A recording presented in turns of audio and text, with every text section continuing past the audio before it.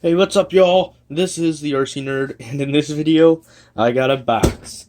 And I want you to go in the comments right now and tell me, just give me a guess what you guys think is inside this box. And while you guys are doing that, I'm going to start opening it. So, I found this on eBay, if the tape didn't give it away. And someone was selling this for $219, and buy it now. And I was like, wow, that's a pretty good deal. So, after a very short internal debate, I decided that I should buy this. So, after tax, it ended up costing me about $232. And I am super, super excited. Because this is not an everyday deal type of deal. So,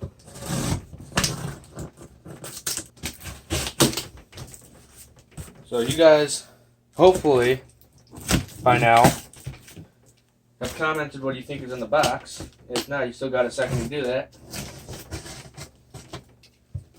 But, I'm very, very ready to get into this thing. This wasn't supposed to show up for like 4 more days. It ended up coming in 4 days early, so it's full of newspaper. That's what's in the box, guys. If you guessed newspaper or packaging, you were correct. Yeah,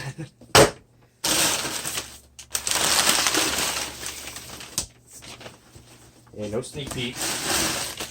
Gotta get all this newspaper out of here now.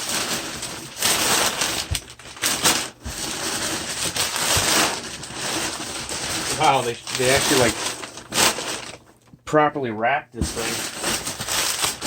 Incredible. Now, they said this is supposed to be entirely complete. It just has like one issue with it, which, you know, for the price you'd expect that you probably have to do some work to get it together. I mean, it is a used product. You probably guessed by now that it's an RC truck. That guess doesn't count. But it is an RC truck. And I do think I'm missing a transmitter, which is fine. I can come up with something. You guys ready to see it? Y'all guessed already, right? Alright, here it is. Oh, yeah. Oh, yes. Let's go. If you guys don't know what this is, I just wrecked my phone. Alright. So, yes. I bought a Traxxas T-Max. A used Traxxas T-Max. For $232. Shipped to my house. So, I actually cannot wait to get into this thing, man.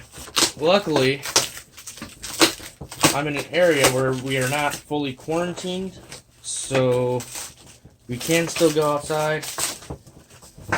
And by the way, this, in case I didn't mention it, is the 3.3 model, not a 2.5. The 3.3. So, to get one of these brand new, I looked it up.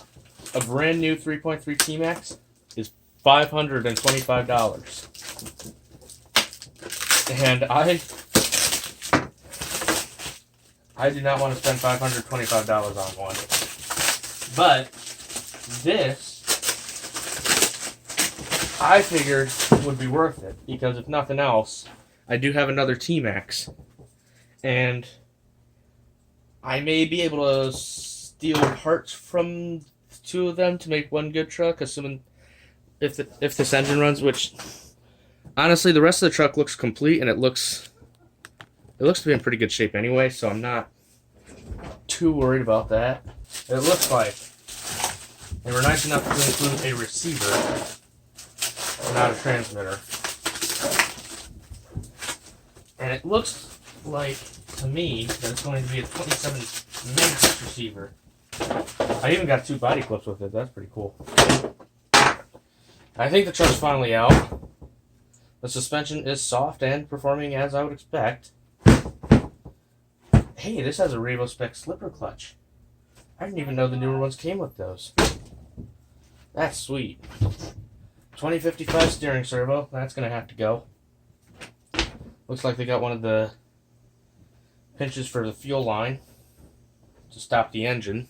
Alright, so I believe I already mentioned that there is a bit of an issue with this truck. And I just want to go ahead and confirm that right now. And they told me, if I can get my finger in here, anywhere, that the engine is stuck. And I will tell you right now, I cannot spin that flywheel that easily. So,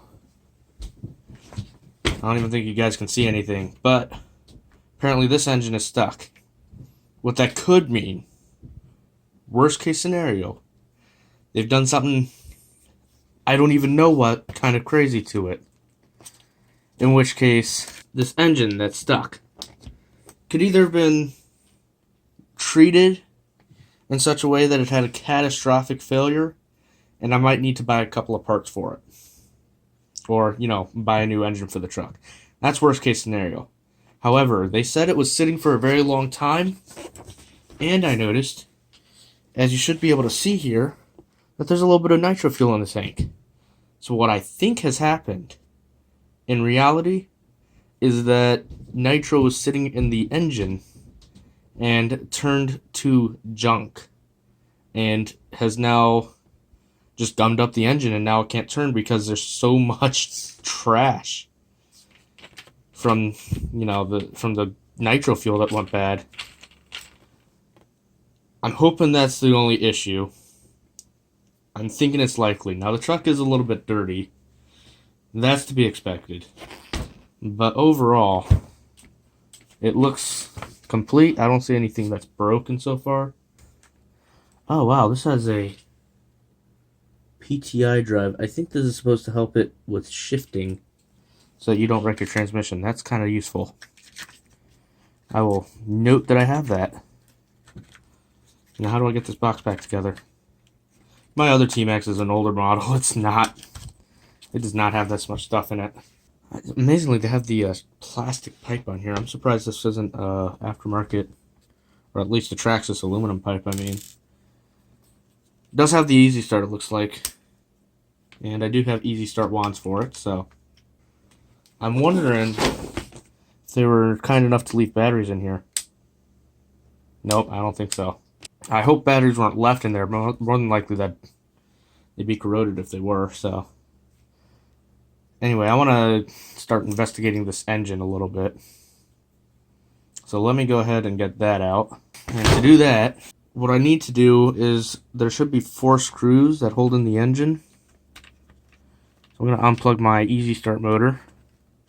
And then I need my 2.5 hex driver. Alright, here we go. Let's get this thing out. There's just 4 screws holding it in to the engine mount. You know what? I think I'm actually going to have to remove the whole engine mount because of the limited space. Should be a lot easier though.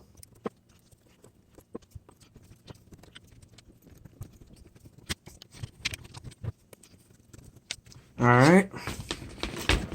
With those 4 screws out, look how slow some of the nitro fuel got mixed up. I'm surprised it's even that liquid, but can you kind of see it dripping down there? Let me see. What else do I need to do? I need to get this motor free, I think. Actually, this fuel line's what's in the way the most. Get that out of the way. I'm hoping I don't have to replace fuel lines because I do not have a lot of it. But if I do have to replace them, it's not the end of the world, I guess. Get that linkage off. And then we actually need to remove the screw holding in the pipe.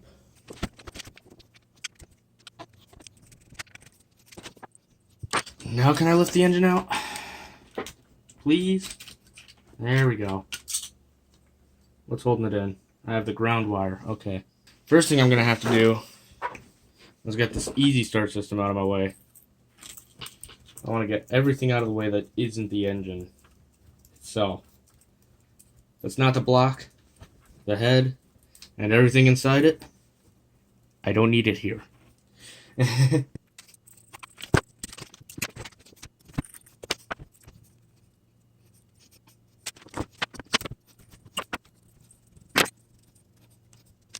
Alright, that should release the easy start.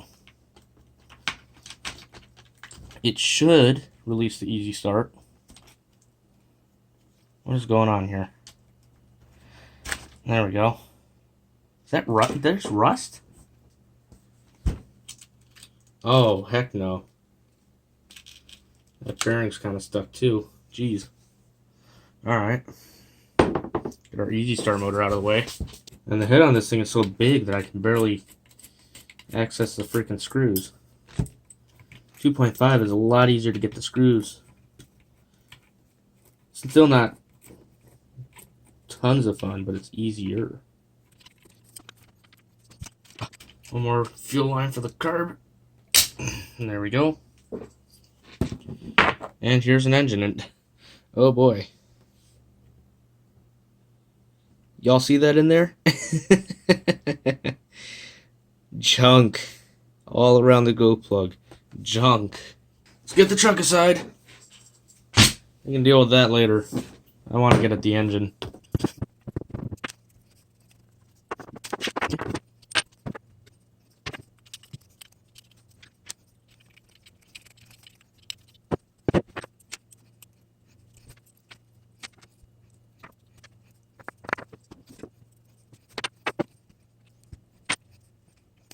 Alright, what do we got going on here? That feels gummed. But it turns. This looks rusty.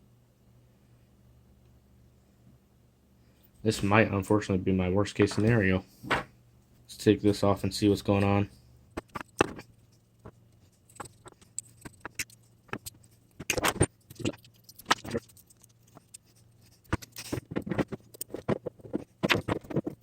Alright, I actually want to go ahead and get the glow plug out quick. 8 mil? There we go.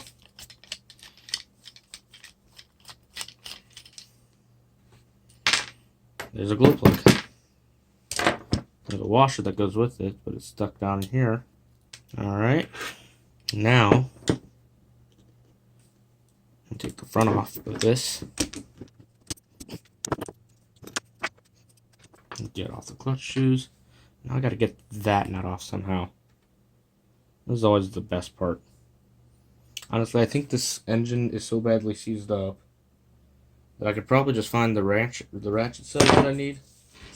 Or the wrench size. It might just come straight off. Normally the flywheel is supposed to rotate, but I'm gonna be honest, I don't think it's gonna rotate. It's rotating. Oh crap, that means I have to find a way to hold it. Oh, there's definitely what looks like rust coming out of this thing. Robo grips it is.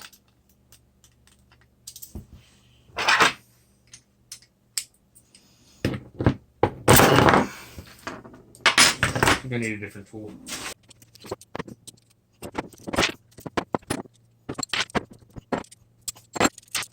Alright, now we get to find a way to tap out the flywheel.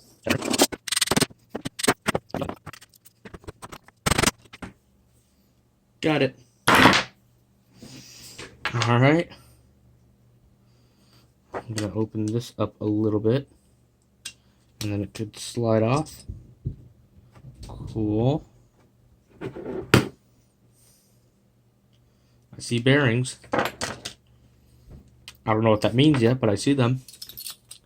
Last time I saw bearings, and turns out they betrayed me. I've killed 2 pistons and sleeves on my 2.5. Why? Didn't realize it, but the bearing, front bearing on the engine, this one on the 2.5 was leaking. Or it actually like exploded. And the engine was leaking nitro fuel, which meant it was running lean the whole time without me knowing about it. Okay, luckily my phone died last night and my recording got completely cut off. Yay. So, basically all that happened was I finished taking off the head. There's 5 screws.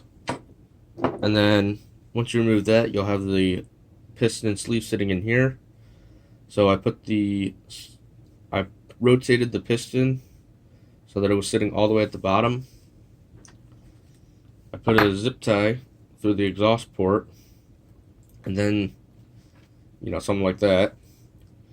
And then I rotated the crankshaft, and the piston pushed against the zip tie and forced the sleeve out, and then I was able to use the Robo Grips to get that out. And then, in order to make sure this is good, I want to make sure the piston and sleeve are actually going to work. So, take a drop of after-run oil,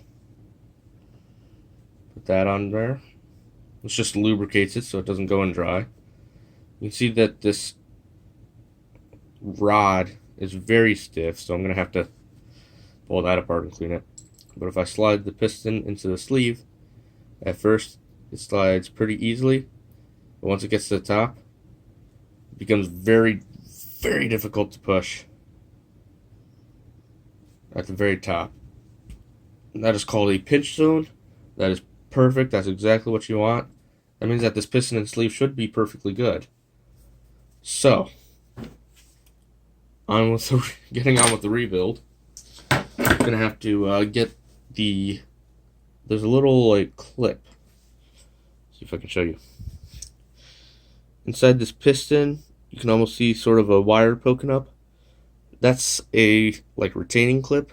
I need to pull that out, and then push the pin out so I can get to the rod.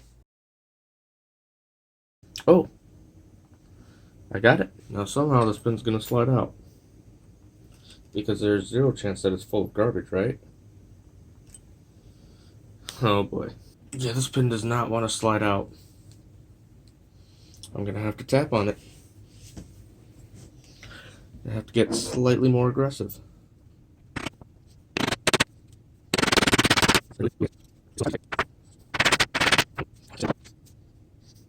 Let's put a little bit of after-run oil in the bottom of the piston head and see if we can get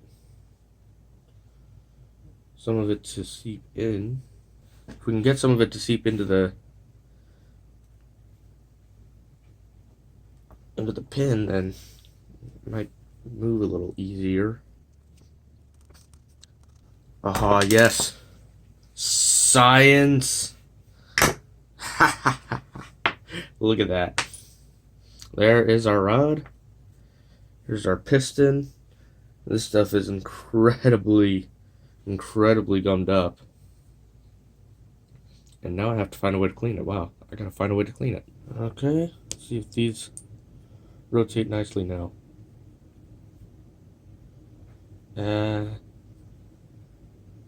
Seems better.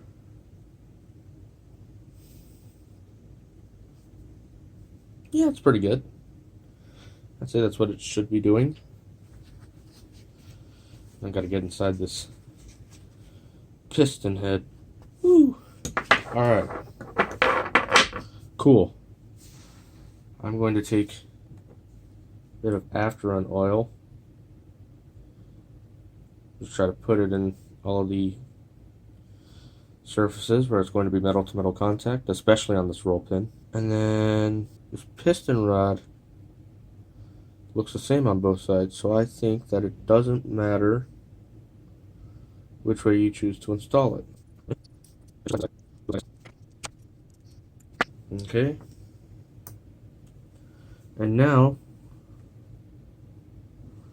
somehow, we're going to have to get this little spring back in.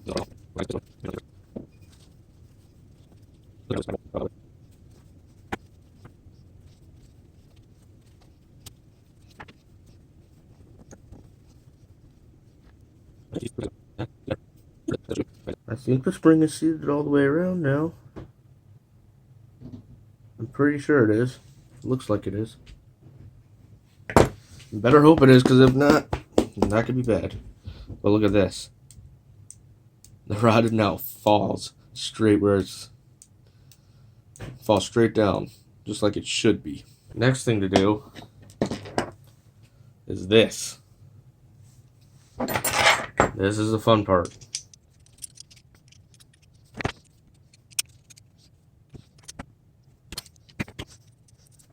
Knock this guy out. Assuming she'll come out. This might be a good time for that WD-40.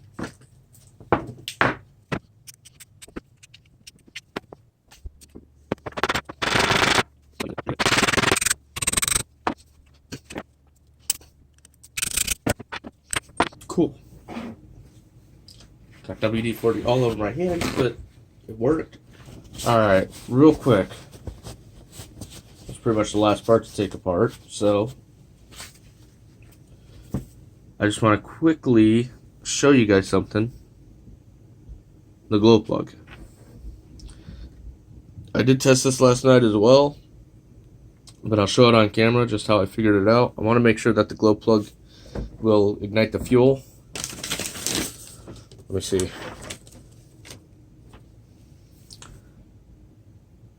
Right here.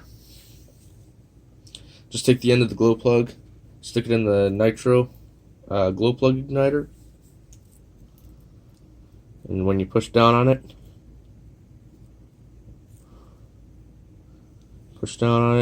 and you can see that thing gets glowing orange hot in no time. Awesome. It's exactly what you want. Alright, now for the rest of the cleanup. Alright, well, I've cleaned up this block about as much as I'm going to be able to. Unfortunately, the bearing in there still got some dirt on it. Some junk, but it does spin freely. So, we're just going to go with it. There's not much more I can do. This stuff is really, really bad. Really bad. So I'm just going to go ahead and put some bearing oil. I'm going to put a little afterrun oil on this thing as well. Alright, let's slide this thing in already.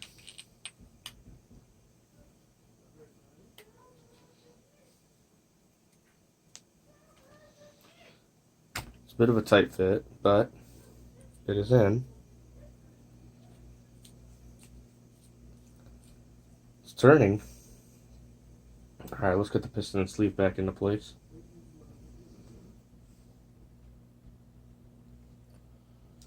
Pretty sure the open end of the piston down here, I think that part needs to face the front of the engine. Okay, so now I can just put the piston back in. And then somehow I need to get this rod to slip onto this end. There we go.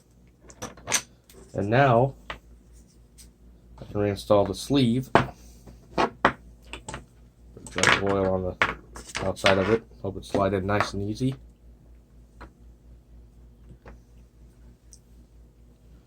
And now there's a little notch in here.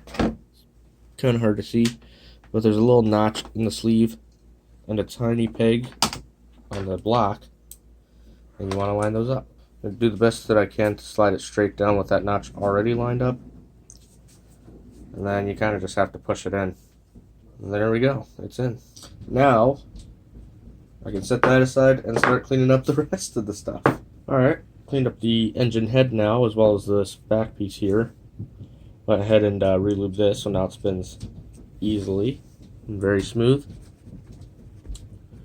And grab the engine block again and continue reassembly here. So I need to line up the little notches on this part with the peg sticking out where the piston sits, or the rod sits at least. In fact, I think we're going to go like that. There we go.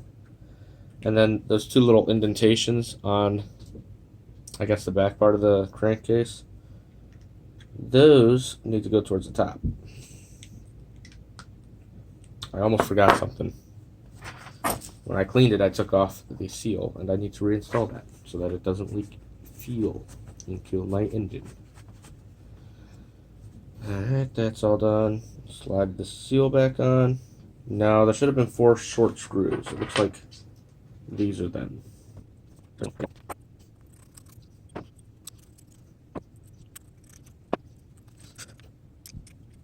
Alright, that's good. Now we can put on the piston head. Not the piston head, but the engine head in general. These holes for the screw ports, there's 5 of them, so they will only line up one way. And it might actually, since I want that seal there, be easier to go like this. And then you want to put in the screws and screw them down in a crisscross pattern.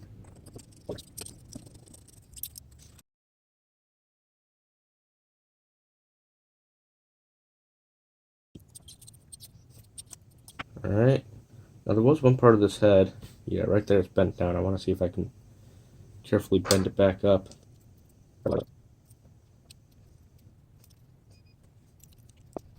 Alright, it's still bowed in a little bit, but I might just have to deal with that for now. I don't think I could do much more without proper tools, otherwise I might just break stuff more. You can go ahead and put on the topper here. So I think next I'm going to move on to the carburetor. Actually, maybe I should finish putting on the flywheel first. That might be a good idea.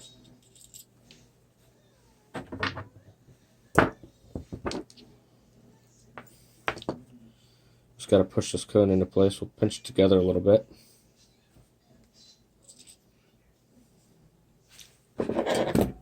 Grab some pliers and pinch it so that it doesn't come sliding off. And put on the flywheel along with the clutch pads. Actually, I think we need to do the flywheel nut first. And then hold this and screw it down.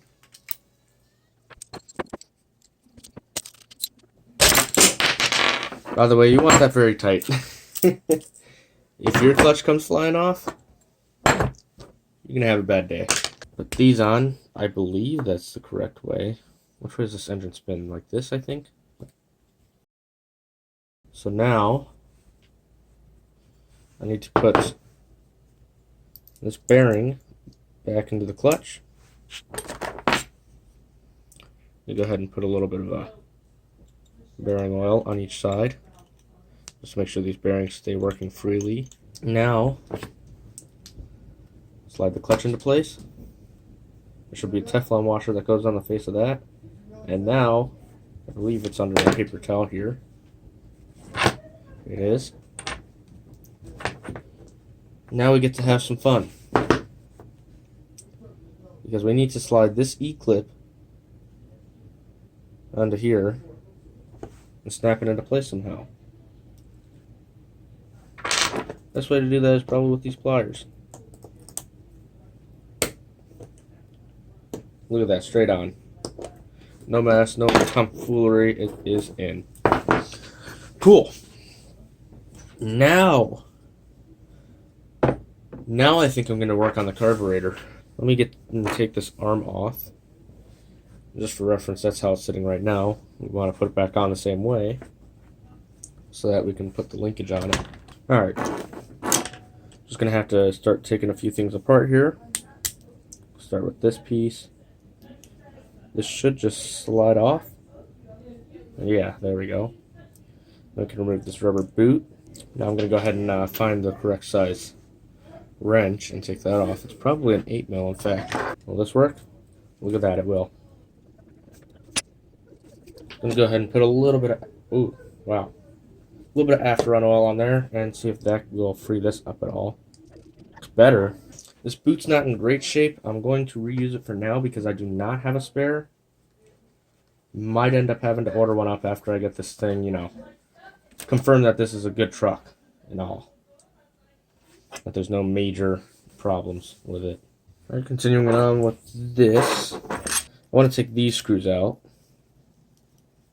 And then that should allow me to clean the inside of these areas as well. Okay. Now, we can reinstall our screws back here. Looks like this part needs to point over right about there. And now, take the wrench and tighten this down. Once again, being very careful so we don't break or strip something. Now, this should sit almost completely horizontal. You want it to point slightly up, I believe. And then you screw that down. And that should be perfectly fine for the carburetor. So I'm just going to slide it back into place. just like that. Take the nut wrench and lock it down. Good. Now the carburetor's cleaned and installed and should be working great. We'll have to, we'll need to get an air filter. I'm just going to steal that off the other T-Max for now. We also need to make sure that our needles are going to be set appropriately.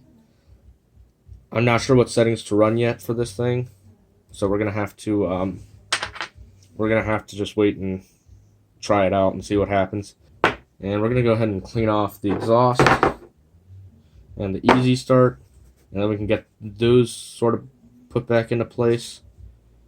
I'm just going to take this upstairs, and I've actually been washing a bunch of the parts, or a handful of them at least, with some warm water and dish soap and using that same scrub brush. Dish soap's a good degreaser, so it really cleans up stuff really nice. So I'll be right back once these are cleaned up. Alright, I cleaned up the exhaust. I quickly wiped this down for what that's worth. And I cleaned this one-way bearing out with WD-40, and then remembered that you probably don't want to get oil in it because it has to lock up in one direction and you don't want it to slip. Hope I didn't ruin the bearing just then because they are expensive as well. And I also forgot to double check the rotation on it, but I'm pretty sure it's supposed to be installed this way so that the engine will turn over, because this is the direction of rotation for this engine. And then once it gets running, you know, we're not going to be running the easy start motor the entire time. So this can still rotate inside the bearing. Cool. Gonna go ahead and put the exhaust back together. I took off this little coupler. Didn't want it in the way. And now, push this into place. And there should be two long screws that hold it in.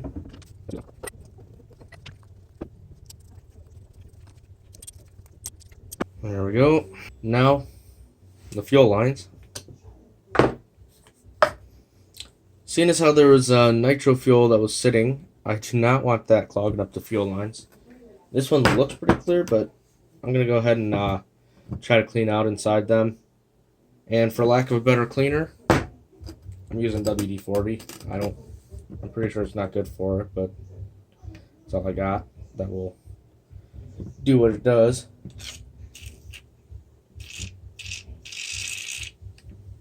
Okay, want to do the same to the one on the truck, but we'll get to that in a minute.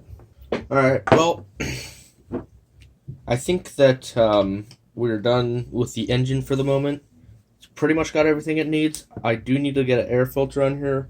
I forget if I mentioned this already, but I'm just going to steal one from my other T-Max for the moment. I might even have a whole nother air filter box. I definitely have the air filters. I just need the little housing, you know, to hold it. But for now, I actually want to get the truck back up here and make sure all the electronics are fully working. Alright, there we go. Now, this is going to be interesting for me. Basically, what I'm not used to is that this has a special part, something in the electronics. Basically, what this does is, from what I understand, if you have the throttle, or if you're using the throttle, then you cannot shift the truck. So that's what this does. It prevents you from shifting the truck while your truck is running or whatever. So that is actually very useful, and I do want to keep it. So I'm just gonna have to learn how it works, I guess.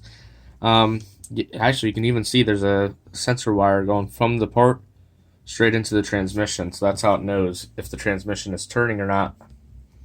And if it is, it won't let you shift. Anyway, what I need to work on for now is batteries.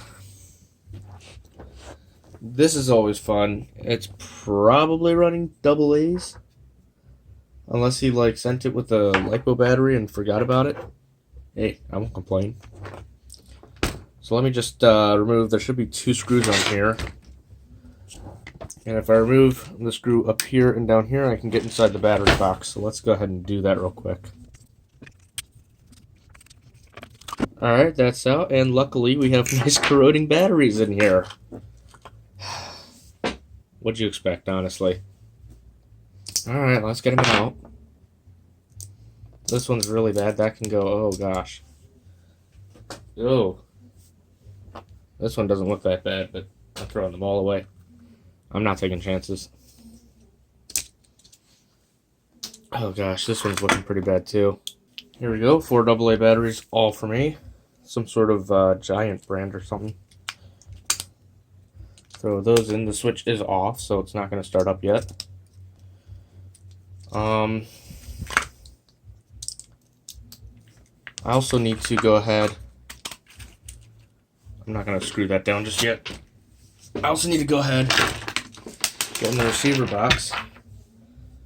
Since there wasn't a transmitter included with the deal, I'm going to have to provide my own. For the moment, I am going to use my 27 megahertz transmitter just so that I don't have to switch everything out right away.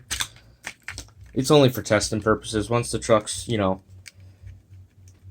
soon as it's convenient, I'm swapping this out because I do not want to run 27 megahertz, especially in a nitro. I do have another 2.4 gigahertz radio sitting around. Brand new FlySky FSGT 2B. It's a good radio. And then I think I actually need batteries for my radio as well. Let's see if I can find some. Alright, there we go. Ended up just stealing them out of my Stampede transmitter. So we can turn this on. And then back to the truck. On here, there should be a switch. I don't hear anything. Uh-oh. That's not good. I don't see lights. I don't see anything. I'm going to go ahead and... might be too much corrosion on the battery pack. On the AA battery holder. I'm going to go ahead and take my Dremel and wire wheel it real quick off camera. And then we'll see if we suddenly get power.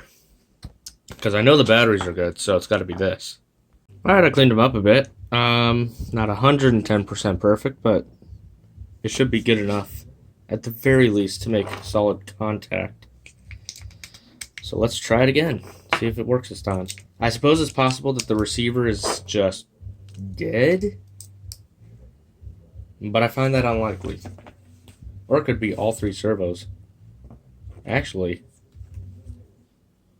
come to think of it, the servos are, well, the steering servo's fine, but the throttle and brake servo, I just was looking at a Team X-Ray build recently on YouTube with the same issue. They are completely locked up. I should at least get something from the steering. I don't care about the 2018s. They're junk. There we go. Look at that, it steers. Obviously nothing from these junk 2018s. Wait.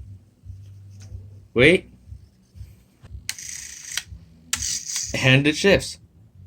I'm going to be honest, I don't, steering servo is actually, it's a 2055. It's kind of too weak for this truck. I mean, we'll use it for the second, but ultimately I think we're just going to switch this to the throttle servo, and then I will get a different, really cheap high torque servo to put as a steering servo to replace the 2055, because I definitely don't want to be steering with that thing.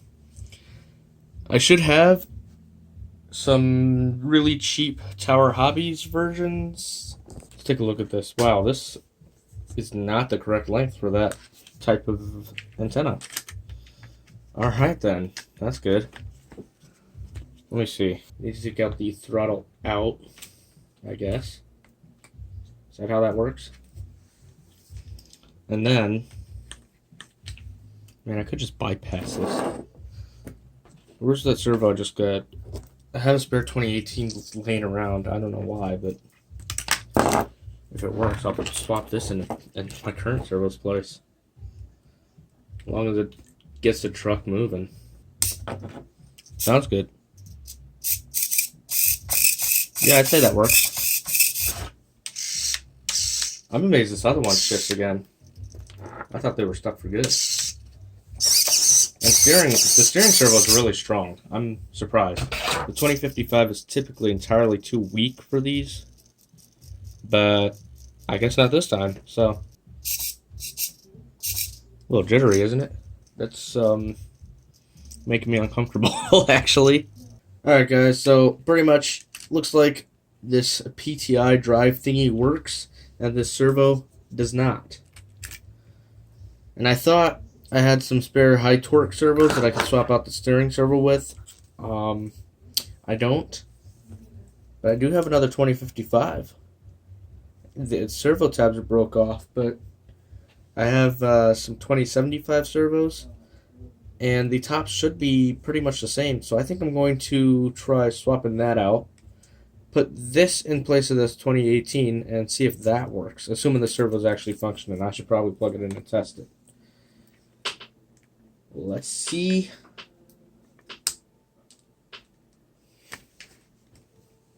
Turn on the transmitter. Turn on the battery pack.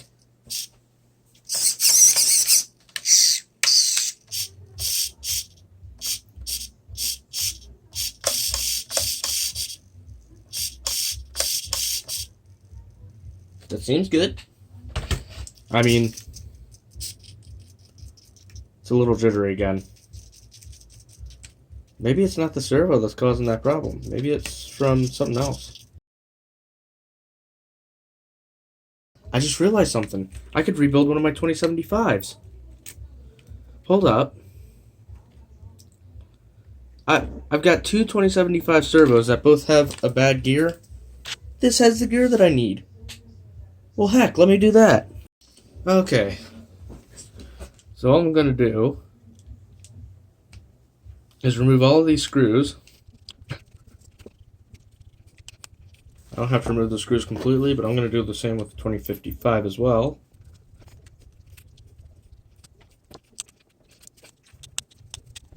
Okay. Now I can peel the top off of each of the servos and get the top off the 2075. And I can steal this gear. Okay, and we can screw this one back together.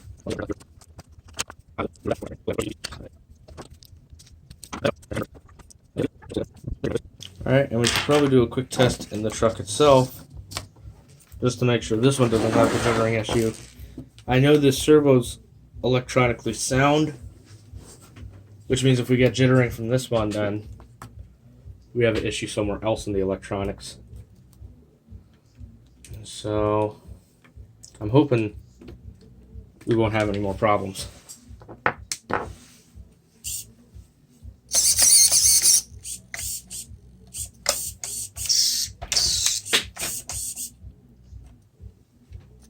I don't notice any more jittering. You know, maybe this person put in like a non-waterproof version of the 2075. What do they call it? The 2074, I think. Maybe they put that in here and then just ended up having to switch the tabs and had a 2055 on it. Sticker. This seems like a really strong servo for a 2055. Maybe these tires just have no traction. I mean, I suppose it could be partially to do with the surface. Whatever. Let's just swap in the servos in the order that I want. Because this is not going to be my throttle servo. It's going to be my steering servo. Because it's a 2075. Should be much stronger. Work much better for me. These guys, I suppose I can go ahead and reseat them now. I don't need to fool around with this anymore. We can deal with some of the electronics now. Let's go ahead and get this servo out of here. First we got to remove this linkage. So just pull right up and off. Perfect. And then I need my 2.5 for those screws. Now I got to clip off this mess of zip ties. And there are a lot of them. You take out the one servo that I don't want. And now I can get a hold of the next servo. Since I'm going to be using the 2055 as my new throttle servo, I need to remove it. and then replace it with a different servo, my 2075 that I found. So, let's go underneath the truck. And we're just going to go ahead and remove that screw first. That's for the servo saver. There we go. I'm going to have to save the spline adapter as well. Now we can unscrew the screws holding in the servo. Looks like one more zip tie we've got to cut off.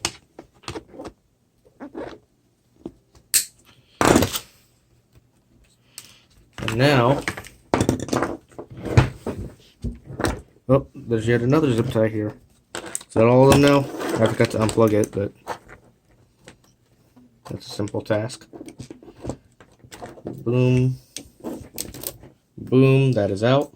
I'm going to slide in our 2075. Feed the wire through first. And of course, we just screw that back down. Most people like to turn the servos off for this part. I prefer to leave it on. That being said,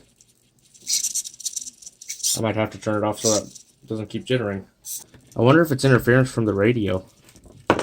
Anyway, I'm getting the wheels as straight as possible so that when I put the servo saver on, they'll continue pointing forward. And then we just got to tighten it down.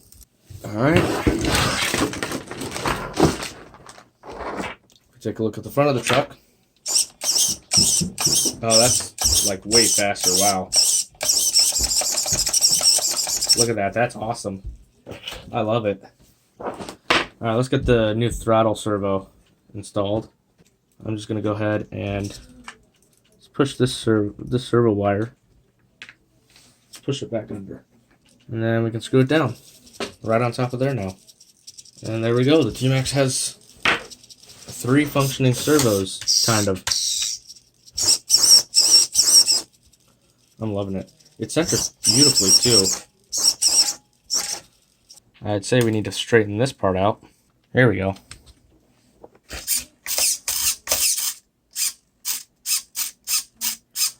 So we got throttle. We got brakes.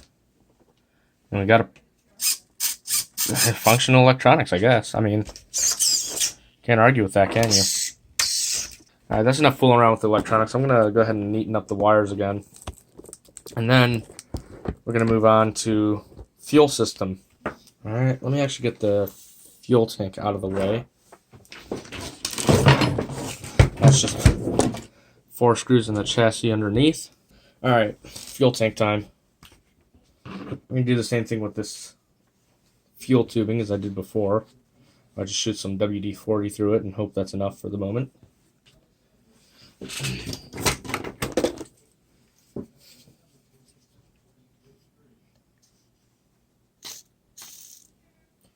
Aha! See that? There's pink stuff coming out, which is nitro fuel. Old, gummy nitro fuel. Now for the fuel tank. Pretty much, everyone says to just kind of throw some fresh nitro fuel in it and to shake it around. And that kind of, I guess, dilutes the old stuff. And then, you know, you can remove most of it.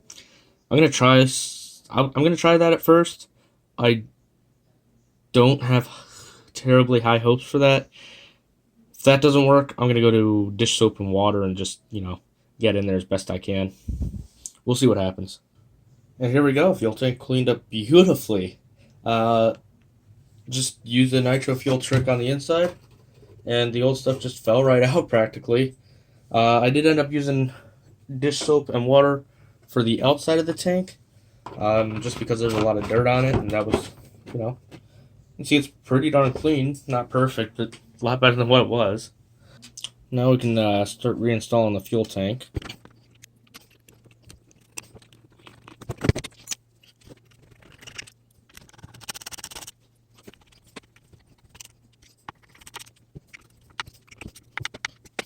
Alright, that's on.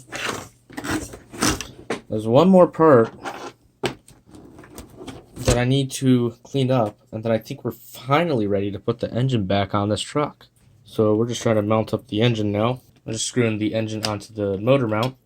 There's 4 screws that hold it in. Alright, with the engine on the engine mount, we're just going to just reinstall the easy start motor.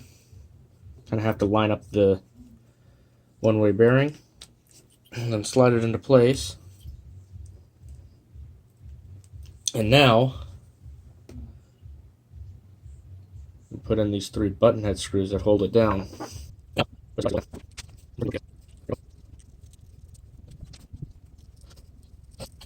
Alright, with that installed, I'm going to go ahead and start getting it back inside the truck. Now, it is time that we go ahead and reinstall the engine mount and mesh up the gears. So,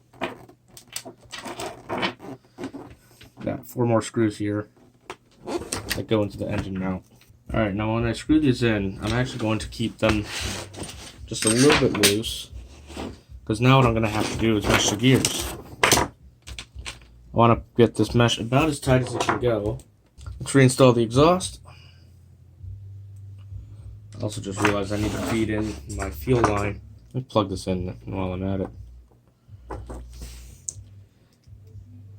And black goes to the bottom tab. Alright. Next, we reinstall the exhaust. Wait, is that it? Well, I guess there's a small matter of the antenna wire. That might be about it. Oh, and air filter. Alright. You don't need that. That is for the glow plug. I'm going to be running the engine using my dedicated glow plug igniter. Let's sort out the antenna, put an air filter on it, and I guess see if it works. Alright, so I have a very bright solution for the antenna tube. Yeah. Sliding it in is going to be a pain. With the antenna topper on, you can't even see the top of it, can you? Cool.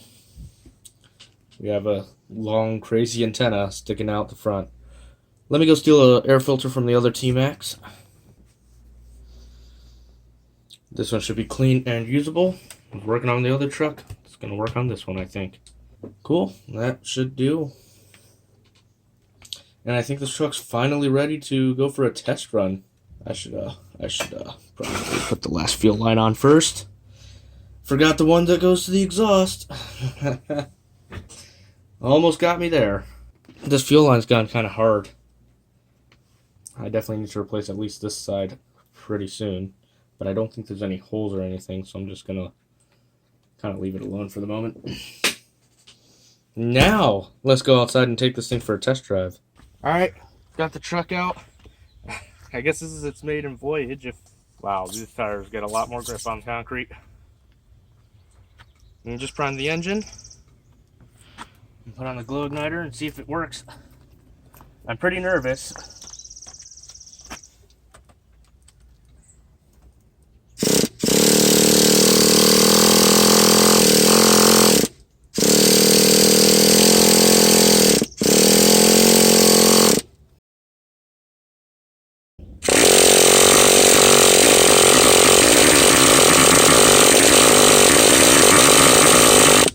She's trying. She's so hard trying.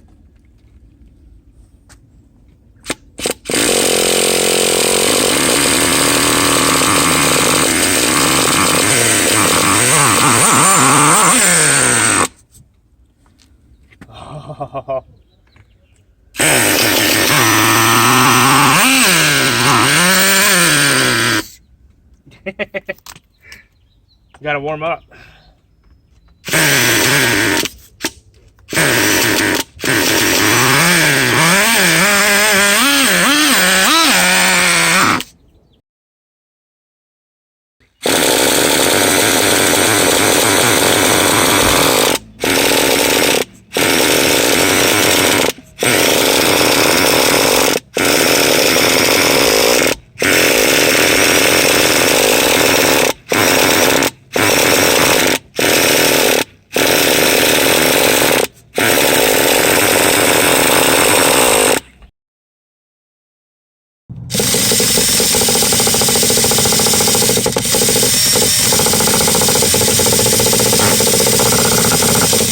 that?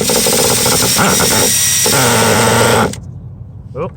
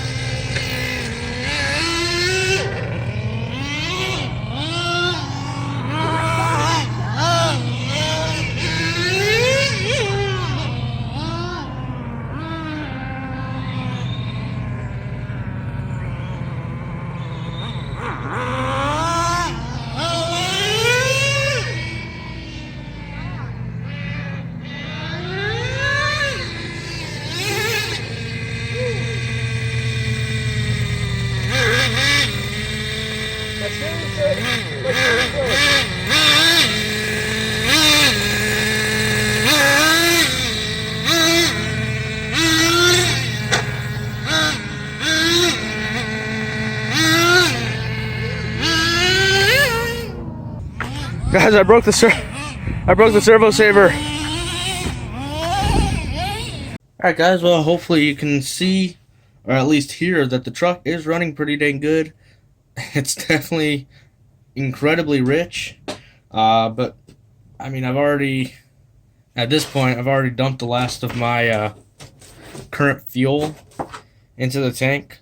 So I'm not gonna, that's all I've got left. So I'm not gonna put a proper tune on it for that. As long as it's got enough fuel for now, it's fine. I'll tune it up properly when I get my new fuel. Actually, I did get my new fuel. Since all the local hobby shops are closed right now, I had to get some fuel online. I couldn't get the same gallon of Byron's 25% that I was running. And then to buy it online, I would have had to pay $160 for 4 gallons of it. I don't need that much right now. I just need like 1 gallon is plenty for the time being. So I went ahead and got this Torco stuff. I got 20%, and I think it has like 14% oil content. I felt like that was a little high, but I'm not really, I don't know that much about nitros anyway, so it might be fine. It will probably be fine. If anything, I guess I got a little extra oil. As long as I tune it properly, I don't think I'll have too much trouble. But yeah, the truck itself runs pretty good. I'll probably switch back to Byron's when it becomes convenient. I don't know if you saw or heard, but I did end up breaking a servo saver in this truck. So I couldn't steer it, so I ended up just, driving it just back and forth over and over again. No steering, just forward and backwards, and kind of letting the tires turn by themselves just from driving it around. I did have a spare servo saver on hand, though, so that is completely fixed now. And I've just seen that is goofy. Turning the servo actually back powers my OptiDrive? That thing's gonna be weird, guys. I kind of been hearing that those things are a little fussy sometimes. I don't know how I feel about it. Well, the idea is good, but the idea of having a truck or a tool that prevents you from shifting while you're, driving forward or something, you would wreck your transmission if you did that. So having something to prevent that from happening is really nice, but it's actually only really nice if it actually functions. And it seems some people have trouble, but anyway, we'll figure that out later. My truck seems to shift fine, and the OptiDrive seems to pretty much do what it's supposed to. I haven't had trouble yet. I did have another breakage. Check it out. Front skid plate, just half of it broke off the front of it. I don't understand how that happens. I'm used to having it to where either on the rear, like breaks right in between here, on the front, up like where this bell crank is at. Usually, that's what happens, and that will make it so that the whole front end or the whole rear end of your truck will fall off.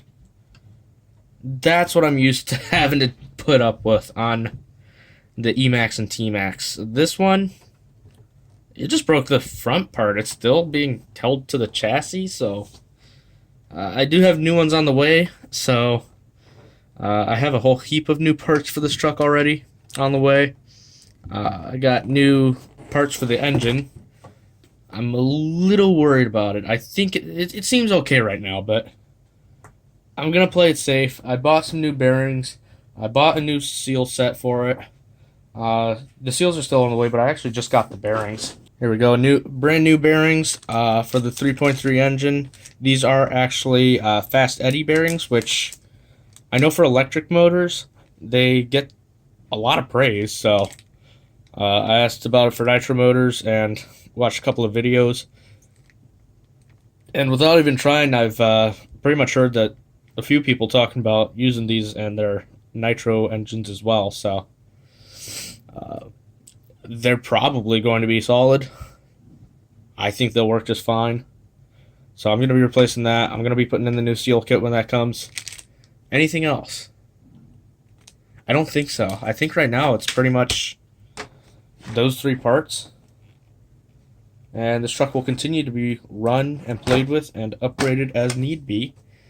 So it's probably going to take about 5 minutes for the truck to break, because that's how it goes. Oh, I do have another radio.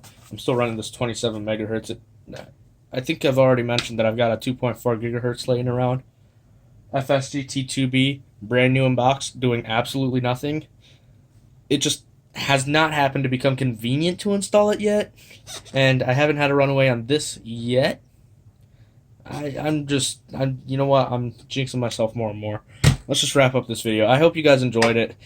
There will be more videos coming on this thing very shortly, so keep an eye out for those if you are interested.